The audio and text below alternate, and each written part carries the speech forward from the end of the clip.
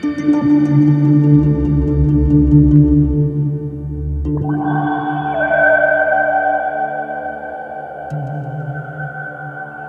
year was 2020. The craft was on tap.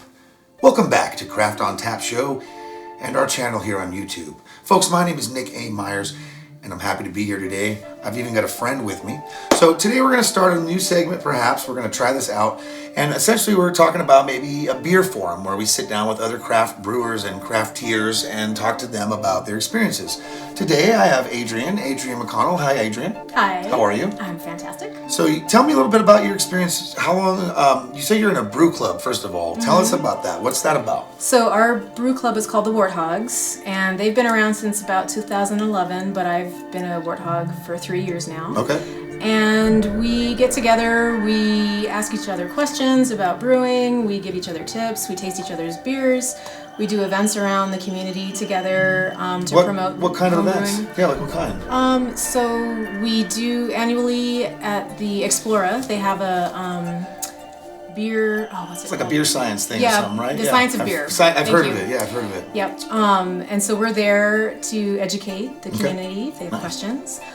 We also do wort-shares where we find breweries that donate wort to us, and we add whatever we want to it, and then we share it with each other. That's awesome, and we're going to get to that because you've brewed some beer. We're going to do, but let's talk about, for those of you who don't know what wort, W-O-R-T is. Can you maybe explain that a little bit? Sure. The wort is the end result after you've boiled the grains for a while, at least a half an hour, usually around an hour, to pull out all the sugars from the grains. That's your wort, and then you're gonna pitch your yeast to the wort, to do its thing for beer. So it's the big first step in brewing. So you mentioned a wort-share. What is a wort-share? How does that work? So basically, the brewery will donate wort to us, and we bring our carboys to get filled up with the wort, and we take it home, and we put whatever we want.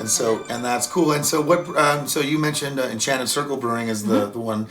So cool. I mean, this lovely lady's a neighbor and a friend, and we found out that we also share some craft brewing experience. So I think that's awesome. I mean, so over the years, can you kind of recount as a brewer, give us some experiences, trials and errors, flubs, flibs, whatever. I mean, what would you tell the novice about doing it at home? I would definitely say, if you can, join a club, because actually the reason why I got into our club was because I was brewing my own beer and it started to look really weird. Before the club? Before the club. Okay, and how did you get into the club? I went to their website. Okay. Oh no, I'm sorry. That's okay. Actually, the president of the club came and introduced himself at a class I was at. Oh, so being in a class, you met the right kind of people. It's just that community thing. Exactly. Okay, so I interrupted. So back to the wort-share. So you want Enchanted Circle Brewing makes a wort. Yep. And you and your whole crew go, and you guys all take a little bit. Yep. You took yours home. What did you do with it? So I knew that he was giving us a base for a Hazy IPA, so I researched a classic recipe for a Hazy IPA, and which was Citra hops, Mosaic, and Eldorado, and also an English yeast. Oh, cool. So that's what I did, and I actually let my hops sit for a little bit longer than I probably would have. So normally, and then you're dry hopping when you're doing I dry hopped, yep. Exactly. So you said, okay, so normally the window would be for that would be how long? 2 to 4 weeks. And then stuff happened, right? And then COVID happened, and I just, sorry. No, it's okay. So you put it off, and so then somehow you waited, how long then did you end up waiting? So it was 8 weeks. So the other thing that was going on was I decided that this was going to be the first beer that I was ever going to keg. So at the same time, I was also trying to teach myself how to keg and how to work with the CO2 and that's a trial and error, isn't it? Exactly. Yeah. So how many would you say different brews have you done in your life, or just more or less? I've done about 6 or 7 different types of brews. I'm kind of partial to the English, the lagers, and also sour beers. Like a sour, or just beers that are sour? A sour beer. Sour beer, yeah. got it. Yep. And have you like one that just blew you out of the water? Like, what's your favorite brew of all of them? Like, and what did you like about it? What was so unique? So actually, the beer that really I remember blowing my mind was it was a beer called From the Wood that I tried at one of the brew fests about eight years ago. Okay. And it was the first beer that actually tasted. It had this amazing depth and flavor to it. Before that, it was mostly Mexican beers, Corona, For you personally? Budweiser, for me personally. And so that was the beer that like, It pow, just, pow, pow, punched your all mouth of a and sudden, said... that kind of lit the fire to start doing my own And beer. so when you did your own, which the best, was it a style like that was your favorite homebrew that you made? Or what's your favorite homebrew? My favorite homebrew made? that I made was a sour, and it sour. took a year. It took a year? Mm-hmm. And why would you call it your favorite? Just satisfied with the experience? It tasted the best, it did your taxes, it, gave away Halloween candy. I mean, what was the exact... Clean my kitchen? Yeah, I wish. Cleaner kitchen, sour. No wonder it's sour. Yeah, no, it was the flavor. It was the flavor. Yeah, it came out exactly how you wanted it. Mm-hmm, it was amazing. It was very similar to a well-known sour called Duchess de Bourguignon. It's a Flanders Red. Stop. And you can... It sounds like wine, actually. You can get, it kind of has a wine flavor to it, yeah. And that's interesting. As we progressed through the show, I personally, I knew very little about explaining beers. Same thing, I just like to drink them. Mm-hmm. And over the last year, just the terminology, the nomenclature, it's way bigger than I would have thought beforehand. So now you, I believe, mentioned you started brewing initially with your dad, right? And so you have your own DNA, but that's your own label. That's my own home trademark, label. all license rights reserved here. We're not messing around. So this was you and your dad is a retired... biochemist. So did working with a retired biochemist making beer, was that easier or harder than working just with like a normal dad making beer? You know what I mean? Like, did he make it too exciting or was he good? Did you guys make... It was good. Yeah. It was good. We had a good time. Yeah. That's great. Well, see, you can also craft with your loved ones, and again, we're learning about, this is a forum to start talking about other people in our community here in Albuquerque. We're here at craftontapshow.com. If you're not liking and subscribing all of our our videos, then I'm mad at you. I'm very upset, and I'm probably not going to talk to you. Okay? I'm just not going to talk to you. Just look at me. We're not talking. No, but I'm serious, guys. We need your help. Go to our YouTube channel. Check us out on Instagram. Check us out on Twitter. All that fun stuff. Okay, so moving right along, and thank you so much for sharing, this with us today. My pleasure. You're literally a very close neighbor, but it's great that I know you make beer because I will just be going over there when you're asleep and drinking it. Tell us, okay, so this was a Hazy IPA. I think you covered some of it. Now tell us about this process, because you maybe seemed like you weren't as maybe not satisfied, but you didn't come out maybe exactly how you wanted, or what are your thoughts? Or did you like how it came out? I actually did like how it came out. It wasn't as bitter as I thought it was going to be, having sat there for 8 weeks. With all that hop. Dry hopping, yeah. Dry hops, yeah. But what I noticed right away when I first tasted it, and it doesn't have the same effect right now, I think it's kind of worn down, but just that floral fruitiness that's in the hops, it was super strong with that first drink that I had. So I think I'm pretty happy with it. I wish I could meet with my fellow Worthogs so they could taste this and give me some feedback, but I mean, everybody that's had it so far, it's been fine. I mean, I haven't tried it. I don't think, that... It's very good. Look, we made our first batch here, and we're still in the process of getting that footage ready for you folks, but it's fun, and everything starts with every desert begins with a single grain of sand. Exactly. The journey begins with one step. So I'm proud of you. I think the beer's great. Thank you. I was doing my normal Craft on Taps thing. I'm like, I hope I don't sound pretentious and or bad. And I'm like, but the reality is, you can do this at home. Did you do 1 gallon, 5 gallons? How many? 5 gallons. Is that your normal run? Mm-hmm. And you have the equipment at home to do that? And how long did it take to sort of amass this? Or was it you just go out and buy it all at once? Or did you... when I first started, I got the beginner's kit from Southwest Grape and Grain. Okay. And that actually has... Southwest Grape and Grain.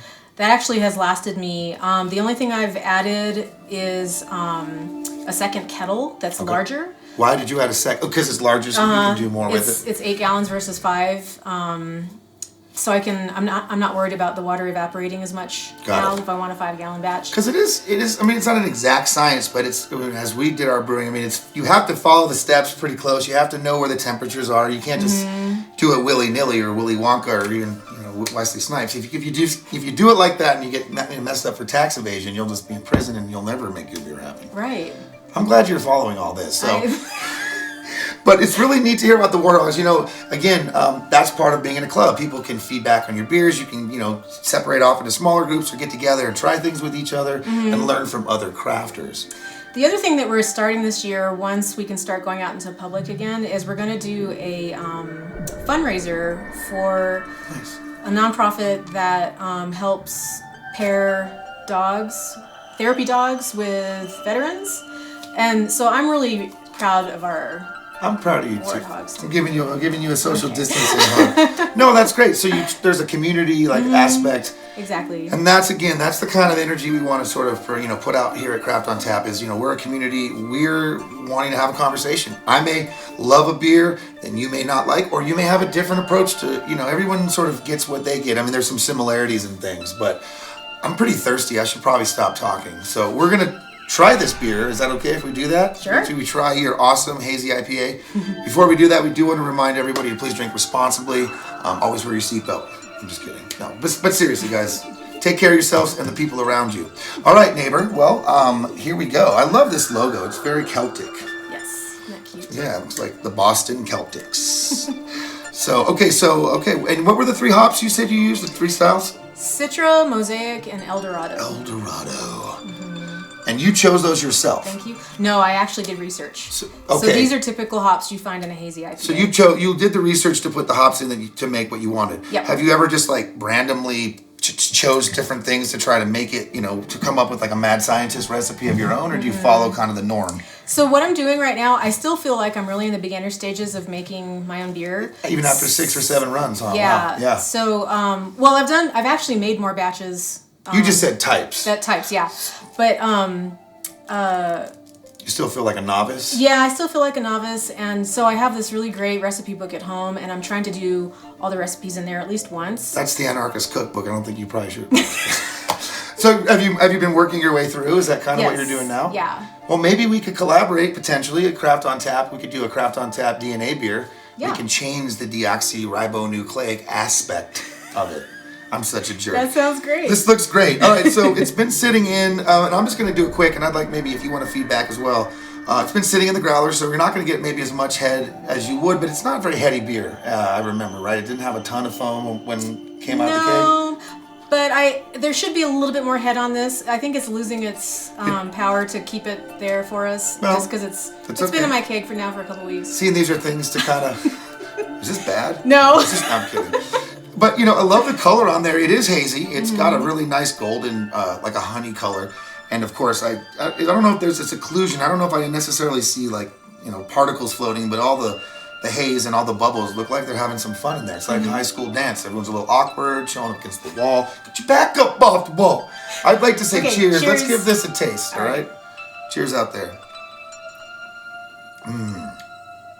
Yeah, I like when we smelled it earlier, definitely at first I was getting more like a zest, like a grapefruit rind or like a mandarin orange or something. But then as it kind of subsides, I'm a little more of a floral bouquet. Do you agree, or do you think what's he talking about? No, absolutely. Yeah, floral and citrus for sure. And that's obviously, and it's not very bitter. It's a little, it has a little bitterness, got a little bit, but it doesn't. See, my issue with bitterness is sometimes when it just doesn't go anywhere. It just decides to squat in your house and not leave. You can't get the cops to let. It just stays for days. This really doesn't do that. It actually has more of a clean. I wouldn't say it's a very simple finish, but I like it. It's crisp. It's clean. I could drink a lot of these. You have more of this? Can I get some more? I do. Yes. If you don't buy it, it's just given. It's donated. No, there's no money exchange here. No. This is a really fantastic beer. What would you maybe think you would pair this with for food? I know we tried cheese curds. Oh, that's a good. Yeah, always cheese curds because I just love cheese curds. I never even had cheese curds. I usually eat my curds with my whey, as I told you. And you're like, no way. Orale. Hey guys, I'm Nick A. Myers. This is my friend Adrienne. Adrienne, anything else you want to mention? Or are you just had enough fun for the day? I do want to say that if anybody's interested in checking out the Worthogs, once we start meeting again in person, anyone is welcome. We post our meeting locations on our website, and that's WorthogsHBC.org. Say that again, Worthogs HBC. For Homebrew Club. Homebrew, okay, that helps. .com. Yep. Okay. .org. Oh, sorry, .org. Yep, so everyone's welcome. That's all I wanted to say. Well, keep talking to me, and we're going to keep having fun with Craft Brew. I really appreciate you walking, a couple of steps over here. But no, this is Adrienne McConnell. She's a craftian or a craft brew head. I don't want to call you a nerd because that would be disrespectful. So the proper term is brewster. A female brewer is a brewster. What's a male brewer then? A brewer. Oh, okay. Can we just all be? I'm gonna be Punky Brewster. I don't even care. That's my nickname, guys. I'm Nick A. Myers. This has been a new beer forum for Craft on Tap. I want to say thanks to our production company, Boulder Road Digital, and of course FuriouStylz Entertainment for the music today. You guys have a great day. Stay crafty, my friends.